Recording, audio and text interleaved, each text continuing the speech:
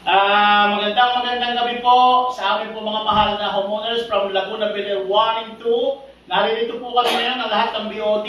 Kasama po ang ating mga pamunuan ng Laguna Water. Sa nangyari po ngayong gabi, wala pong may kasalanan ito. Ito po ay paliliwanag namin sa inyo at sana po maunawaan ninyo. Ang amin lang pong hiling, ulit-ulit namin sinasabi sa inyo, kagaya po ng mga pangyayari nito, hindi po makapasok ang mga truck na malalaki sa ating mga street dahil po sa mga double parking. Yun po ang sinasabi ko sa inyo. Napakahirap po ng ganitong sitwasyon na kapag may emergency, ay wala tayong magamit. Hindi po maka-access yung mga truck na malalaki, lalo na po kung magkakaroon ng sunog, huwag naman po sana. Kailangan po natin magsama-sama mga homeowners sa magandang kaayusan. Magtulong-tulong po tayo. Huwag na po tayo magsisihan at huwag na po tayo magsabi ng kung ano-ano. Kailangan po namin ng inyong tulong, ang inyong malawakang kooperasyon at ang aming pong panawagan na tayo po ay magkaayos sa maganda po nating layunin. Ito po ay para sa ating lahat. Ngayon pong gabi, yung pong nangyaring problema ay ipaliliwanag namin sa inyo. Ngayon po ay 10:30 na, kami po ay wala nang hinto simula kaninang 1:00 hanggang sa ngayong oras. At ganoon din po ang mga manager po, pamunuan ng Laguna Water, isa-isa po sila magpapakilala sa inyo at mamaya po i-discuss ni Director Alili ang sitwasyon kung bakit po nangyari ang ganito. So mga mahal na homeowners, pakinggan po ninyo ang bawat paliwanag ng ating mga taga-Laguna Water po. Sila po ay magpapakilala. Ma'am, reduce. 1, 2, 3. Good evening po. Ako po si JP Agar, isa sa mga network maintenance manager sa Laguna Water. Bale, ako yung umawak dito sa BNR under technical operations. Good evening po. We apologize for the incident. Ako po si Alpha Behemino, currently the business zone manager for SRBW Business Zone, part po si Laguna Bel-Air, nung hawak po natin na area. Good evening. In behalf of Laguna Water, we would like to apologize again sa inconvenience po na ito. And wala pong may gusto na mangyari po ito. But we're doing our best to restore the water here in Laguna Bel-Air. Ako po si Chel Orbeso, Business Operations Department Head po of Laguna Water. Maraming salamat po. Dear homeowners, kami po ay nag-meeting tonight para naman magkaroon tayo ng update. We have reached the 24-hour threshold and yet the opposite of what we expect happened. We literally had zero water supply as of today. Now, regarding the analysis, as per Laguna Water, ang true root cause nito ay air pockets on the major water line. Right now, ang areas affected are Laguna, Bel-Air 1, 2, 3, and 4, plus Java. We are connected in one major line. And this major line is consisting of 60,000 or more sublines. 3,425 sublines belong to Laguna, Bel-Air 1, 2, 3, and 4, plus Java. Ang pinagmulan ng lahat ng ito ay air pockets on these lines. So, as they troubleshoot, ang unang-una nilang inaalis ay ang air pockets. Can I have the photo right now? Would you like to show it? Ganito po ang itsura ng ating mga water pipes. Mapapansin ninyo na ang daming air pero hindi masyadong tumataas ang water. Ay naman ito masyadong unique na problem. However, ang nangyari dito based on their experience is, ang normal action nito is to deflush the water in order to free the air pockets. Kapag natin dineflush, kaya sinasabi kanina ni Miss Day na dineflush, para tumaas ang water pressure. Pero sa case ng Laguna, Bel-Air 1, 2, 3, and 4 plus Trava, the opposite happened. Yung mga mahihina na water supply, naging zero na. So tonight, totally wala na tayong tubig.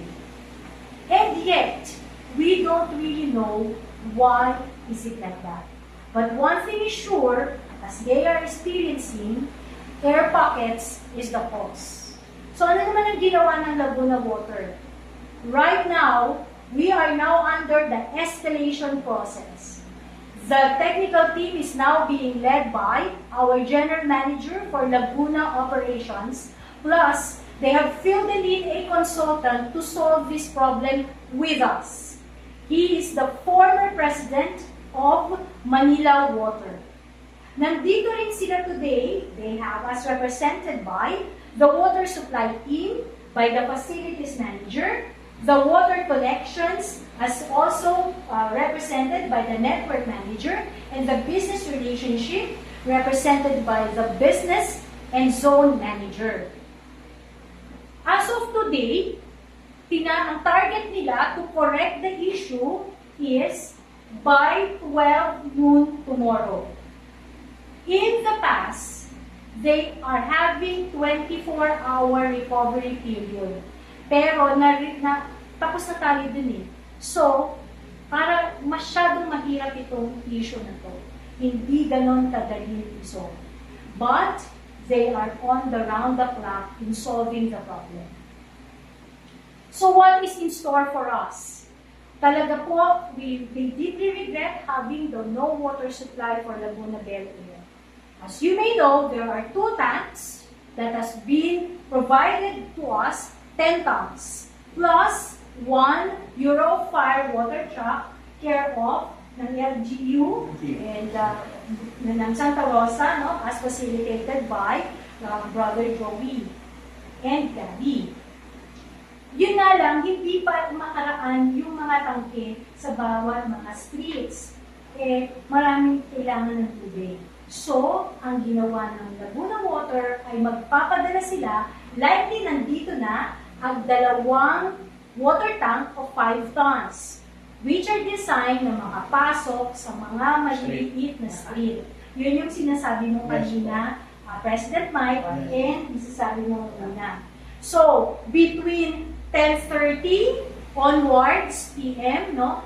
Nandito sila. Hindi po uuwi ang mga taga Laguna Water plus all their trucks. Magre-refill sila ng water sa kanilang water tank sa Laguna Technopark lang naman. Pero they will not pull out until they resolve this issue. What is the target? The recovery target is by 12 noon tomorrow. On or before 12 noon tomorrow. There will be another advisory by 10 a.m. tomorrow kung hindi pa matatapos ito. But the goal is by 12 noon. So between tonight and 12 noon tomorrow, regretfully, there may be some works to be done, more works to be done.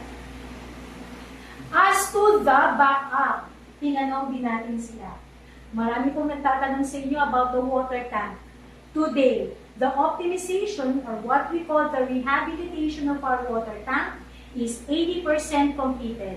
Ang hindi na lang po nagagawa doon is the control panel installation. Kasi po, ito po ay PNR pa po ng Laguna Water, manggagaling po sila sa ibang bansa ang control panels, and delivery in the Philippines is by end of August. We have come up with an agreement today that they will accelerate the optimization of these tanks, the 4 tanks, so that we will not be anymore experiencing this type of hardship. We hope that we have provided you a background and the concept of the issue. Press, would you like also to conclude? Yes, ma'am. Mga homeowners, muli po, yun po ang aming pakiusap sa inyo. Wala na po tayong mga sisyan, nangyari na po yan. At kami naman po, ginawa po namin yung best namin as your board of directors. In fact, lahat ng mga security natin, talagang nakita naman ninyo kung paano sila tumulong. And then, yung presence po ng mga taga Laguna Water. So, sana po, maunawaan ninyo yung mga pangyayari at ginagawa naman po nila yung best nila. para po hindi na mangyari ang ganito. So muli po, hinihingi po namin ang malawakang pangunawa ng bawat isa at sana po ay wala tayong maging problema sa mga darating na araw.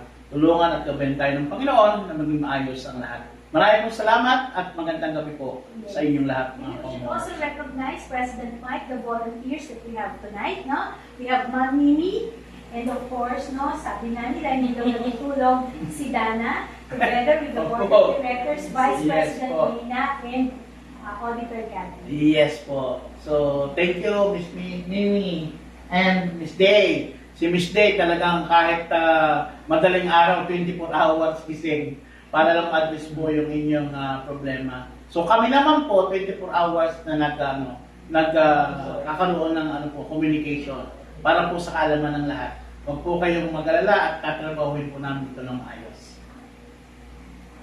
So yun lang po at magandang muli sa inyong lahat, mga homeowners. Thank you po.